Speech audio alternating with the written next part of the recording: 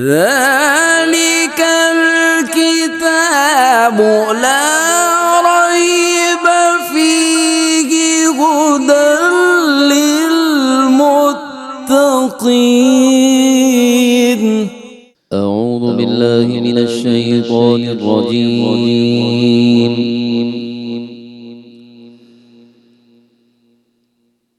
بسم الله الرحمن الرحيم.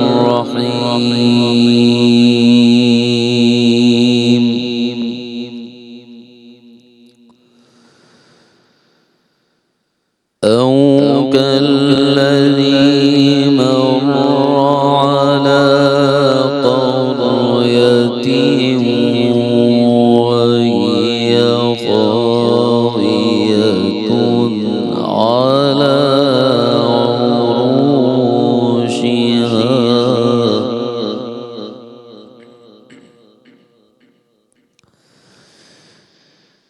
قال أنى يحيي هذه الله بعد موتها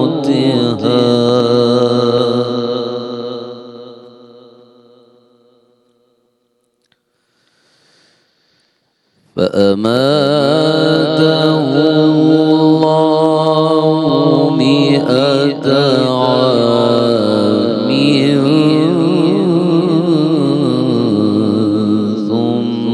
ثم بعثه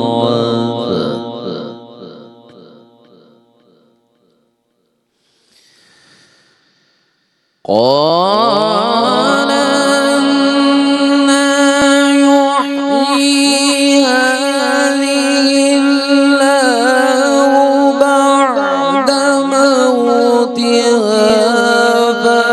فأماته الله 100 عام ثم بعثه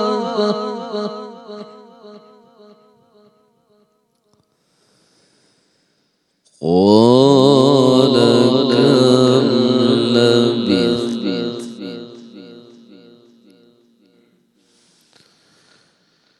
قال كم لبثت قال لبثت يوما أو بعض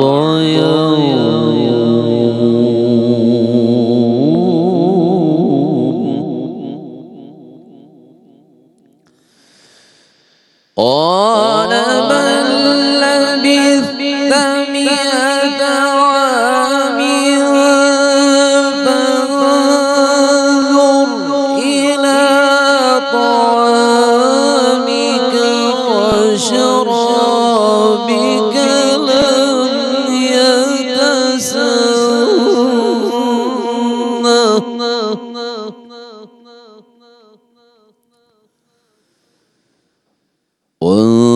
وانظر إلى حمارك ولنجعلك آية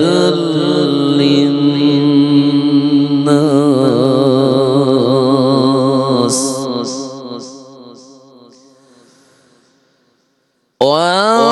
وانظر إلى العظام كيف ننشزها ثم نكسوها لحما فلما تبين له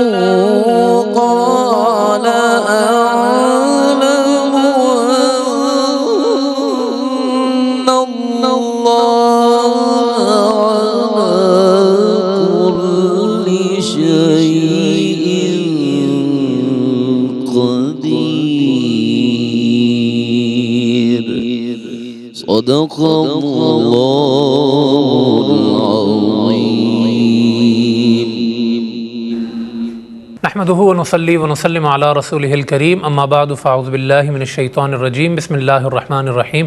سامعین محترم، السلام علیکم ورحمۃ اللہ وبرکاتہ۔ درس قرآن کے نئے پروگرام کے ساتھ آپ کے سامنے حاضر ہیں۔ قاری صاحب نے حسب معمول بڑی خوبصورت آواز میں سورہ بقرہ کی آیت 259 کی تلاوت کی۔ اس کا ترجمہ دیکھتے ہیں، پھر اس کی تفسیر کی طرف بڑھیں گے۔ اللہ پاک نے ارشاد فرمایا، یا اس شخص کی طرح جو ایک بستی پر گزرا اس حال میں کہ وہ بستی اپنی چھتوں پر گری ہوئی تھی۔ اس نے تعجب سے کہا، اللہ اس بستی والوں کو مرنے کے بعد کیسے زندہ کرے گا؟ تو اللہ نے 100 برس تک اس پر موت طاری کر دی، پھر اس کو زندہ کر کے اٹھایا۔ فرمایا، تم نے کتنی مدت قیام کیا؟ اس نے کہا، تمام دن یا دن کا کچھ حصہ۔ اللہ نے فرمایا، بلکہ تم 100 سال تک ٹھہرے رہے۔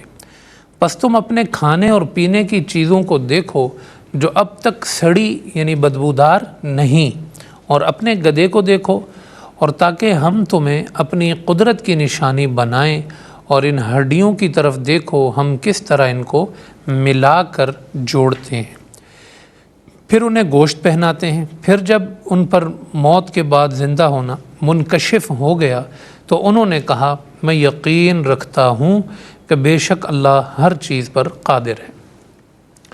سامعین محترم، یہ ایک سلسلہ ہے پچھلے پروگرام سے جو جڑ گیا تھا، جس میں اللہ پاک نے پہلے یہ کہا تھا کہ میں اپنے دوستوں کو نور کی طرف لے کر جاتا ہوں اندھیروں سے نکال کے، اور شیطان جو ہے وہ اپنے دوستوں کو اندھیرے سے نکالتا ہے، نور سے نکالتا ہے اور اندھیرے کی طرف لے جاتا ہے۔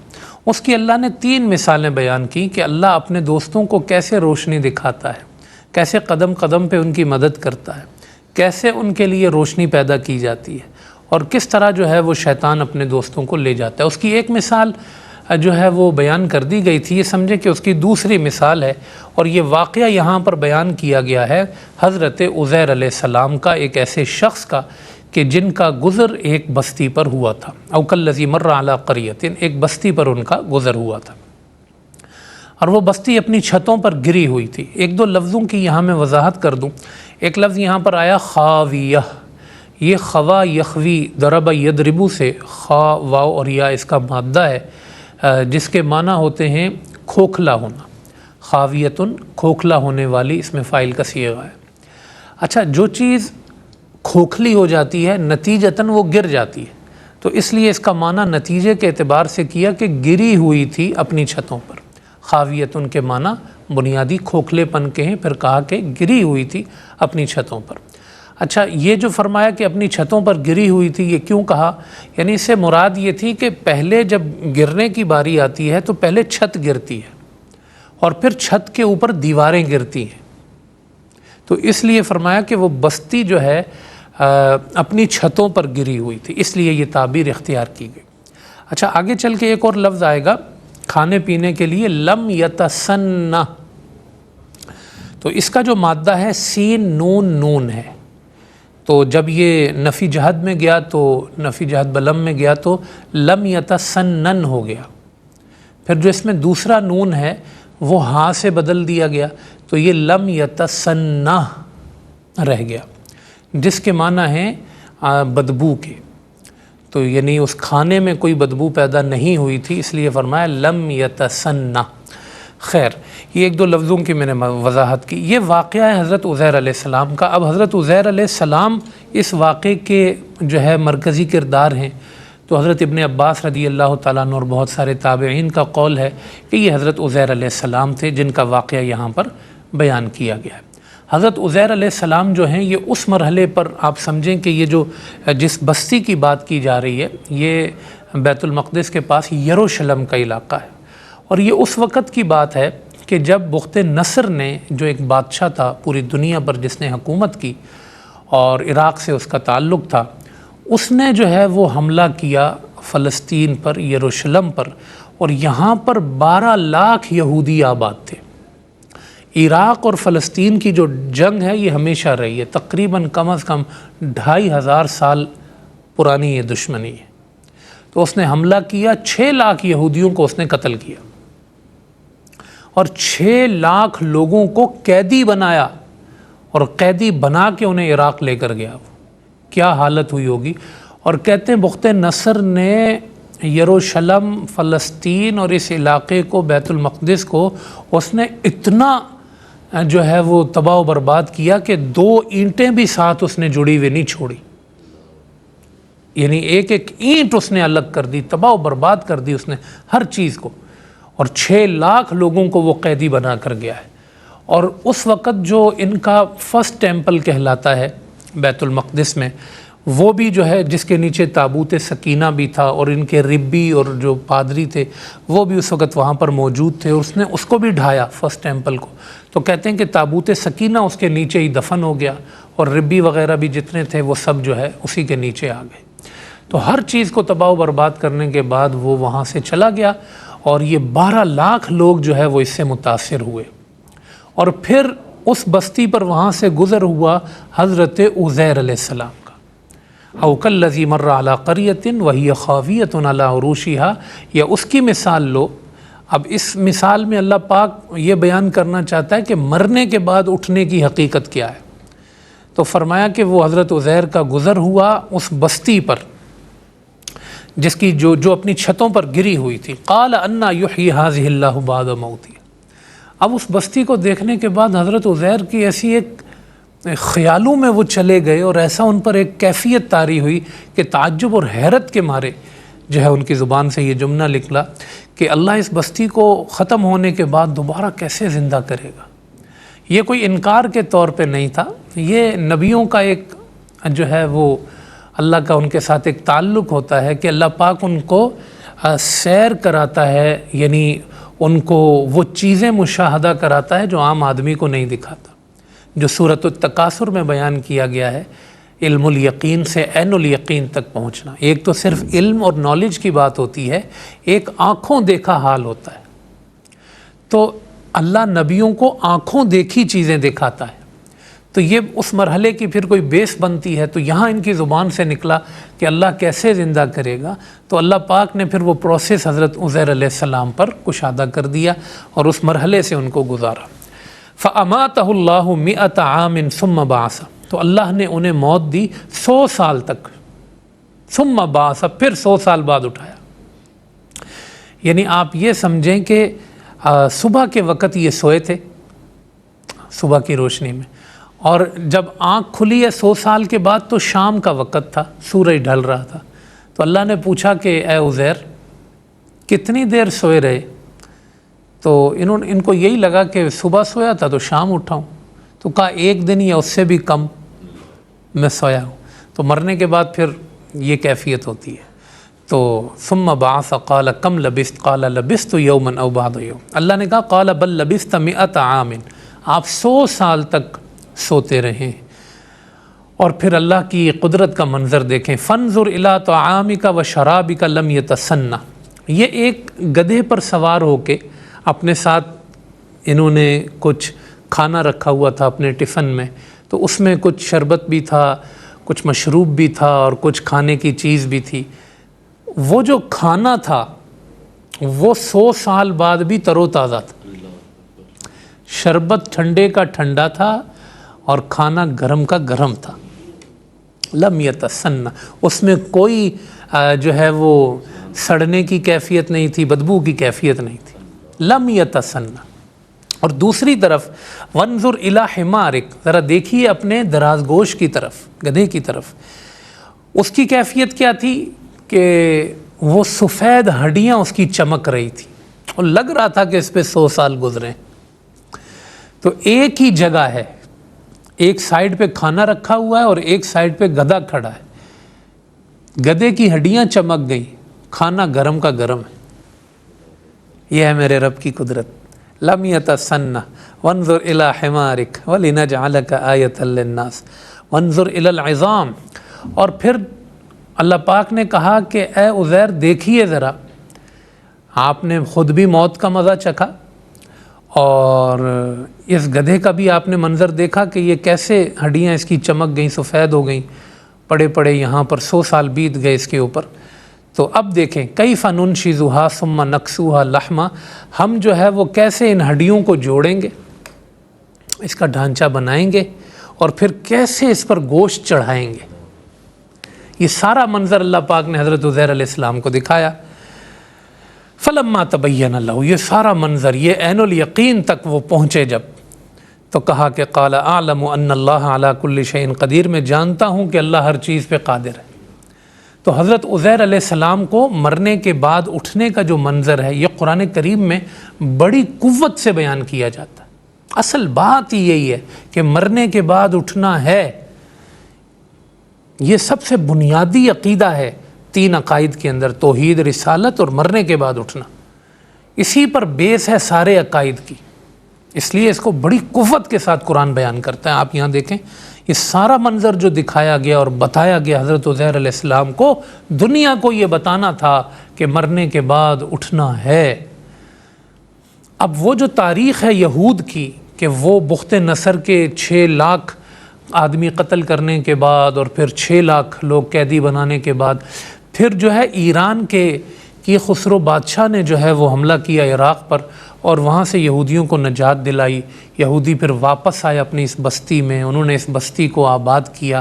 حضرت عزیر علیہ السلام دیکھ رہے ہیں کہ وہ پہلے سوئے تھے تو بستی بے آباد تھی، گنجان تھی، اب یعنی اس میں کوئی چیز سلامت نہیں تھی، اب دیکھ رہے ہیں کہ بستی آباد ہو چکی ہے۔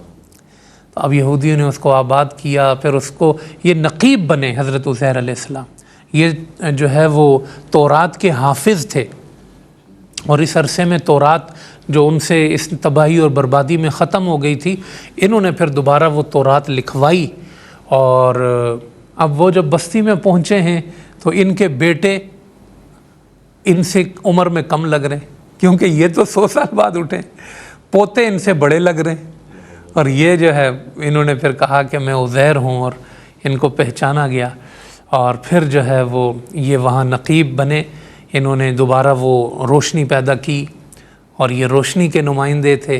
دوبارہ پھر انہوں نے یہودیوں نے جو ہے وہ 2nd ٹیمپل تعمیر کیا۔ تھوڑا سا 1-2 جملوں میں ان کی تاریخ بتا دوں۔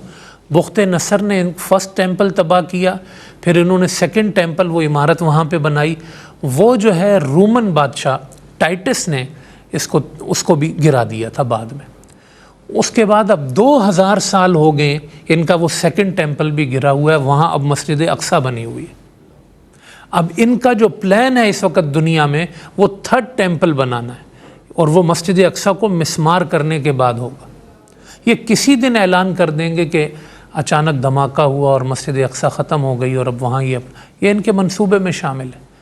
تو مسلمانوں کو اللہ قوت دے اور طاقت دے کہ وہ اپنے بیت المقدس جو ان کی امانت ہے وہ اس کو آزاد کرائیں، اور وہ جو نبی اکرم صلی اللہ علیہ وسلم امام القبلتین ہیں جنہوں نے وہاں نماز پڑھائی اور اب امامت ان کے حوالے، تو بیت المقدس بھی مسلمانوں کا ہے اور مکہ مکرمہ بھی مسلمانوں کا، تو ان کو لگتا ہے کہ ہمارا جو بیت اللہ ہے وہ تو زمین بوس ہوا ہے، وہ تو زمین بوس ہے، اس کو کھڑا کرنا ہے، 3rd ٹیمپل بنانا ہے، 3ری مرتبہ اس عمارت کو بنانا ہے، تو اس کے لیے مسجد اقصیٰ ان کے رکاوٹ بنی ہوئی ہے، اور یہ اس کے درپے ہیں کہ اس کو کس طریقے سے ختم کیا جائے۔ تو بہرحال اس وقت حضرت عزیر علیہ السلام 100 سال کے بعد اٹھے، اور انہوں نے اٹھنے کے بعد ایک نشت ثانیہ جو اس یہودیوں کے دور کی ہوئی اور دوبارہ ان کے اندر روح پھونکی، یہ اس مرحلے کا ایک اشارتاً اللہ پاک نے یہاں پر ذکر فرمایا ہے، اور اس واقعے کو بیان کرنے کا مقصد ہے اللہ اپنے دوستوں کو کیسے روشنی دکھاتا ہے، کیسے اپنے نبیوں کو اللہ پاک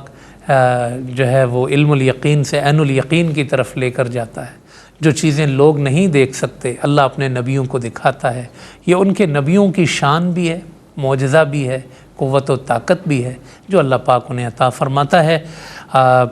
اس آیت کی تفسیر مکمل ہوئی، اب ہم ایک وقفے کی طرف بڑھ رہے ہیں، پھر وقفے کے بعد اگلی آیت کی تفسیر کریں گے، آپ ہمارے ساتھ رہیے۔ أعوذ بالله من الشيطان الرجيم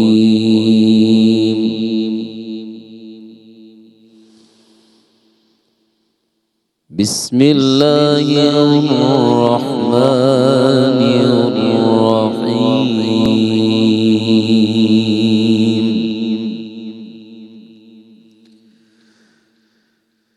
وإذ قال إبراهيم أرني كيف تحيي الموتى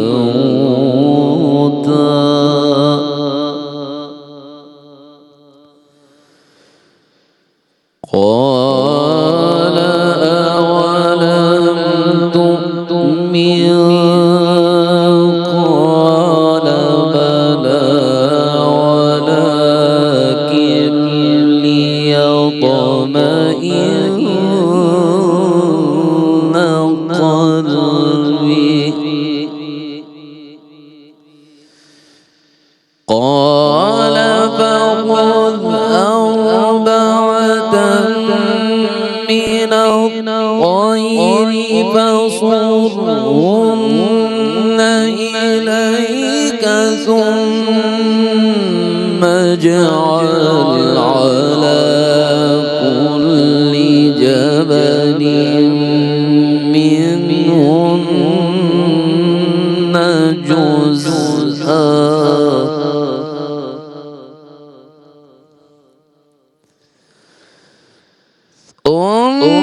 ثم اجعل على كل جبل منهن جزءا ثم ادعهن يأتينك سعيا واعلم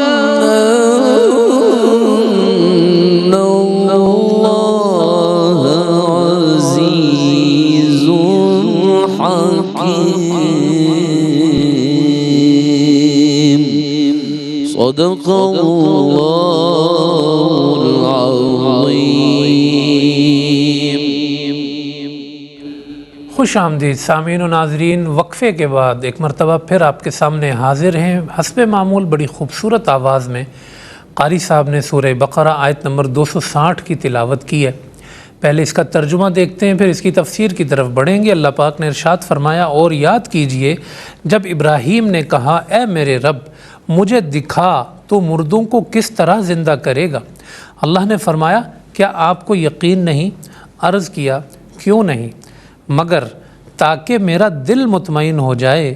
فرمایا 4 پرندے لیں اور ان کو خود سے مانوس کر لیں، پھر ان کو ذبح کر کے ان کے جسم کا ایک ایک ٹکڑا ہر پہاڑ پر رکھ دیجئے، پھر انہیں بلائیے، وہ آپ کے پاس دوڑتے ہوئے آ جائیں گے، اور یقین رکھیے اللہ بہت غالب بڑی حکمت والا ہے. سامعین محترم، جیسا کہ آپ کے سامنے میں نے ذکر بھی کیا تھا اس سے پچھلے سیگمنٹ میں بھی کہ آیت نمبر 256 میں اللہ نے ایک اصول بیان کیا تھا کہ وہ اپنے دوستوں کو اندھیروں سے نکال کر روشنی کی طرف لے جاتا ہے. روشنی کا سفر رب اپنے دوستوں کو کراتا ہے، اور شیطان کے جو دوست بنتے ہیں تو شیطان انہیں الٹا سفر کراتا ہے کہ وہ انہیں روشنی سے نکال کے اندھیروں کی طرف لے جاتا ہے. اس کی اللہ نے پھر آگے 3 مثالیں بیان کی کہ اللہ اپنے دوستوں کو کیسے سیر کراتا ہے، مشاہدات کراتا ہے، کیسے اپنا قرب عطا کرتا ہے، اور کیسے جو ہے اپنی طرف بلاتا ہے. تو 2 مثالیں اس کی بیان ہو چکی ہیں. تیسری مثال پھر حضرت ابراہیم علیہ السلام کا واقعہ اللہ پاک نے بیان فرمایا. حضرت ابراہیم علیہ السلام ایک منظر دیکھتے ہیں کہ ساحل سمندر پہ ایک لاش پڑی ہوئی ہے. اب سمندر جب بپھرتا ہے یا کنارے کی طرف آتا ہے تو وہ لاش اس کا حصہ بن جاتی ہے. مچھلیاں اسے کھاتی ہیں، پھر ساحل پہ چھوڑ دیتی ہیں. پھر جب وہ خشکی میں آتا ہے تو درندے اسے کھاتے ہیں. درندے اپنا حصہ لینے کے بعد چھوڑتے ہیں تو پرندے آ جاتے ہیں، تو پرندے اسے کھاتے ہیں. تو اب ایک ہی لاش ہے، اس کا کچھ حصہ مچھلی کے پیٹ میں ہے، کچھ حصہ درندوں کے پیٹ میں ہے، اور کچھ حصہ کہاں ہے؟ پرندوں کے پیٹ میں.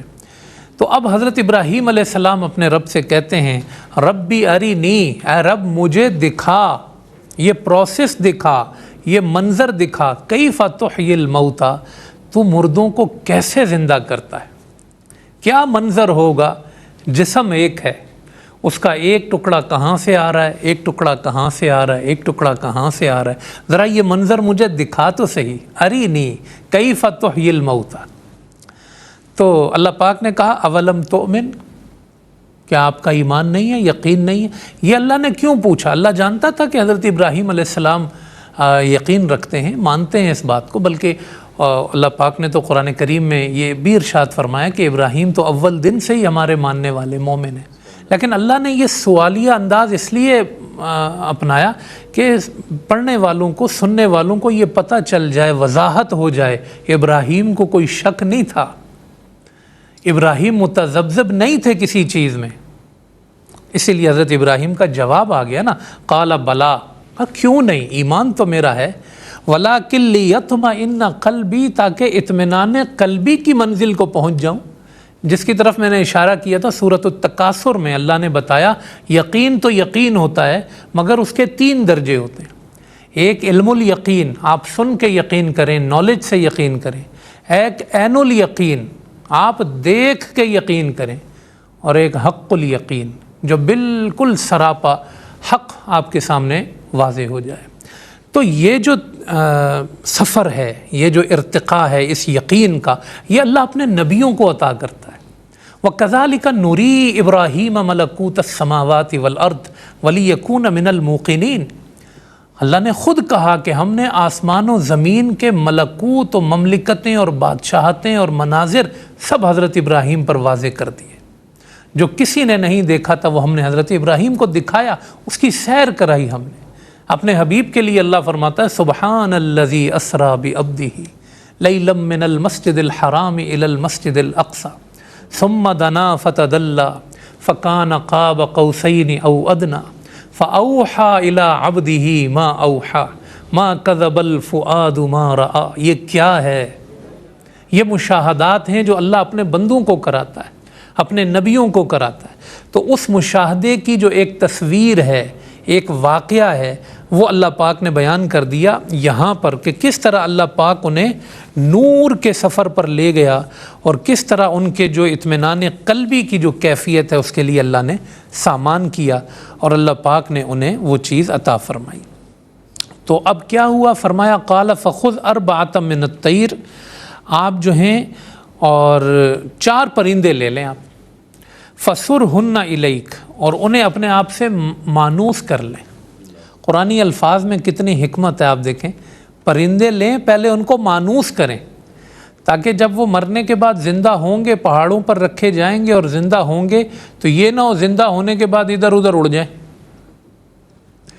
اور دیکھنے والا کہے وہ والے کہاں زندہ ہوئے، وہ تو کوئی اور پرندہ اڑ گیا تھا۔ کہا نہیں ابراہیم، پہلے مانوس کیجیے، جب اٹھیں تو پھر دوڑتے ہوئے آئیں کہ وہ کھڑے ہیں ابراہیم۔ قال فخذ اربعۃ من الطیر، 4 پرندے لے لیجئے، فسرہن الیک، اور ان کو جو ہے وہ آپ اپنی طرف مانوس کر لیجئے۔ حضرت ابراہیم علیہ السلام نے 4 پرندے لیے، ان کو مانوس کیا، پھر اللہ کے حکم سے ان کو ذبح کیا۔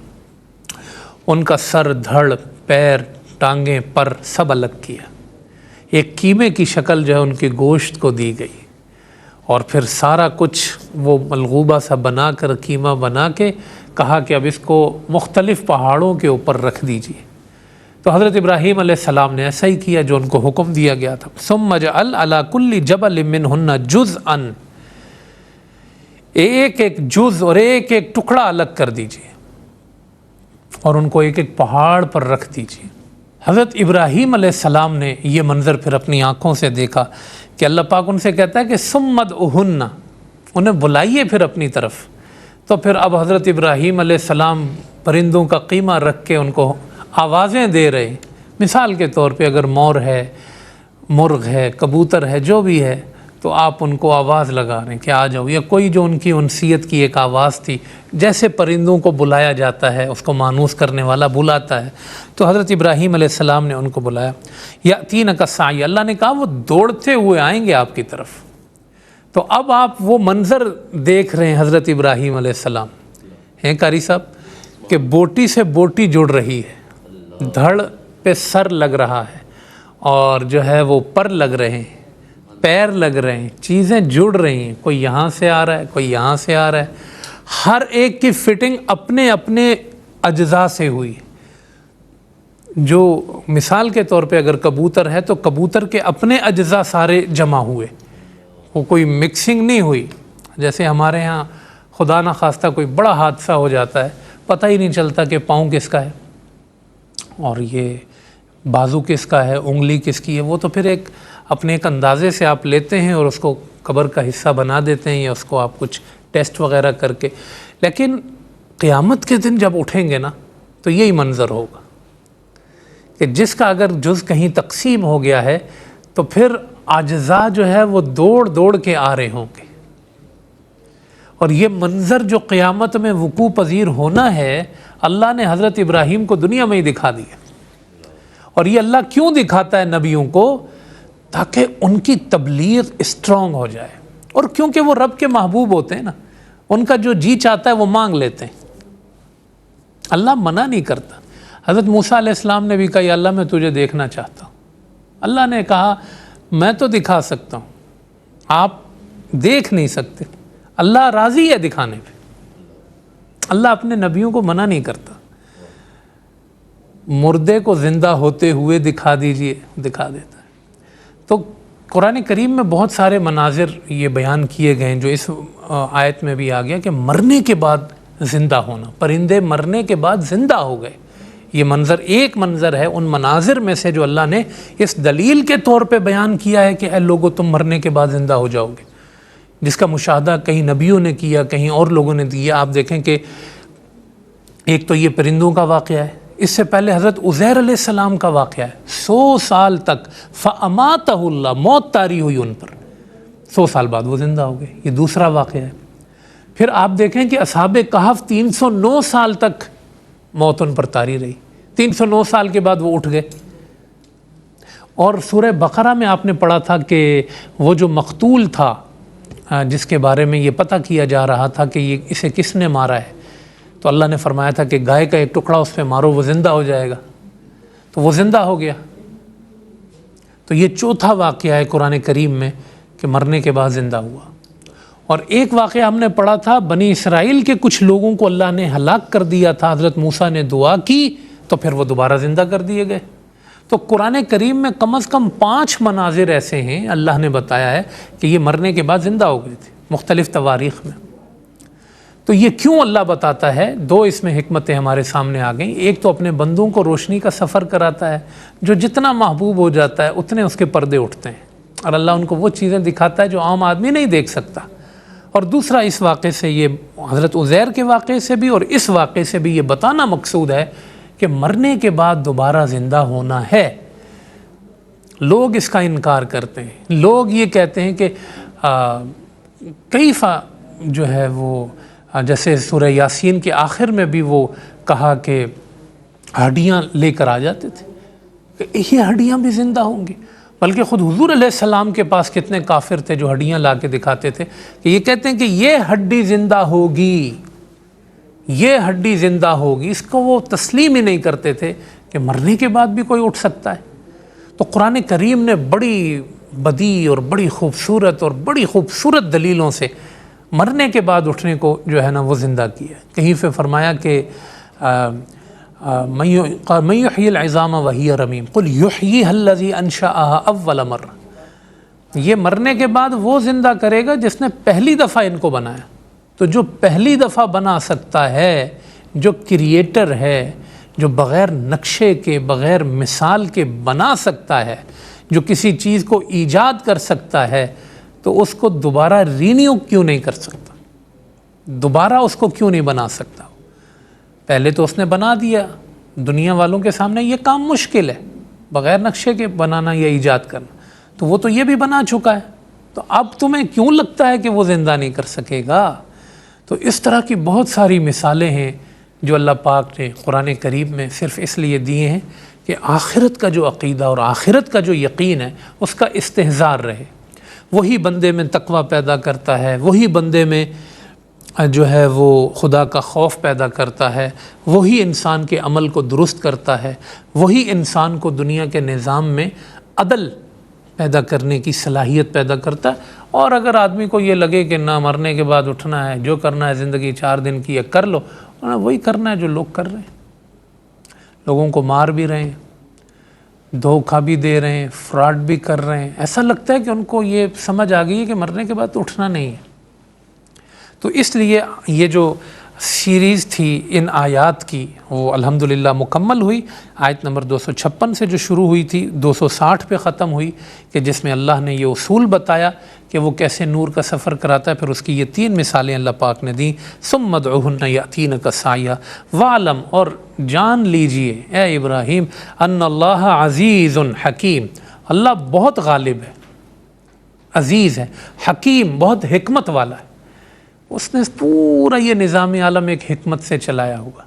یہ چیزیں جو آپ دیکھ رہے ہیں عام آدمی نہیں دیکھ سکتا، چونکہ آپ ایمان بالغیب بھی رکھتے ہیں، ایمان بالشہادہ بھی رکھیں آپ، تاکہ جب لوگوں کو تبلیغ کریں تو آپ اور اعتماد سے کریں کہ میں سن کے نہیں، میں دیکھ کے بتا رہا ہوں، میں دیکھ کے بتا رہا ہوں کہ مرنے کے بعد زندہ ہوتے ہیں.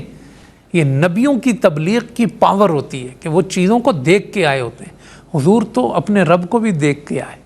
ساری دنیا کہتی ہے کہ اللہ ہے، کیسے پتہ چلا؟ بھئی سنا ہے. ہم آفاق سے دلیل پکڑتے ہیں، لیکن جب میرے حضور نے کہا اللہ ہے تو کہا دیکھ کے آیا. رأیت ربی فی احسن صورہ، میں نے اپنے رب کو حسین ترین صورت میں دیکھا. تو عالم خواب میں بھی دیکھا، عالم بیداری میں بھی دیکھا. تو یہ اللہ ان نبیوں کو خصوصیت دیتا ہے کہ انہیں وہ ان کے درجے کے مطابق مشاہدات کراتا ہے اور ان کو ملکوت السماوات والارض کی سیر کراتا ہے. اللہ ہمیں نبیوں کا تعلق نصیب کرے، توحید کا عقیدہ اللہ ہمیں نصیب فرمائے، اس پر قائم و دائم رکھے، رسالت کے عقیدے پر اور مرنے کے بعد اٹھنے کے عقیدے پر. اللہ اس ساری دنیا کو، ہم سب لوگوں کو، ہمارے رشتہ داروں کو، دوست احباب کو اللہ اس عقیدے پر قائم و دائم رکھے اور قیامت کے دن ہمیں سرخرو فرمائے. تفسیر اس آیت کریمہ کی مکمل ہوئی اور پروگرام بھی اپنے اختتام کو پہنچا، اور نئے پروگرام کے ساتھ پھر آپ کے سامنے حاضر ہوں گے. اپنا خیال رکھیے گا. اللہ حافظ. ذلك الكتاب لا ريب فيه هدى للمتقين.